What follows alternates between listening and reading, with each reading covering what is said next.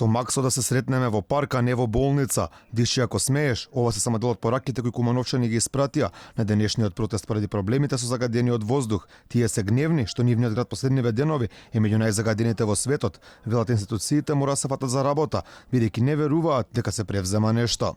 С Максу да се сретнеме у парка, не у болницу, како што гласи мој транспарент. Нашите барања се да преземат нешто, да воздухот да биде почист, да реагираат и да биде подобро за сите нас. Општеството треба да преземе нешто против загадувањето. Па да се воведе некоја програма, да се каже и да се изолира градот од загаденост. Затоа што тоа делува негативно на човечкиот организам.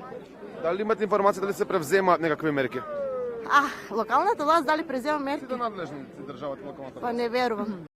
Од Сдруженијето на граѓани Македонија сака да дише, кои го организираа протестот, подготвија листа на барања со итни и долгорочни мерки. Долгорочните барања се 5% од буџетот на општината да се намени за мерки против загадување, интензивна гасификација, купување автобуси на метан, како и масовно пошумување на околината на градот. Краткорочните мерки кои што ние денеска тука ќе ги предложиме, првата и основната е рестриктивно движење на возилата, кога аерозагадувањето е доста големо во период од 16 до 23 часот.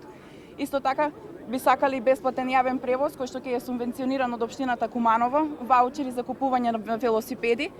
Градоначалникот на Куманово, кој денеска беше во Скопје, вели овој протест го организирала опозицијската ВМРО-ДПМНЕ. Максим Димитриевски потврдува дека градот бил на врвот на светските листи по загаденост, но вели состојбата била таква бидејќи мерната станица била поставена кај најголемиот загадувач, па информациите не можеле да се земат веродостојно за целиот град. Во моментов нови мерни станици нема да бидат поставени, бидејќи општината немала пари за таква инвестиција.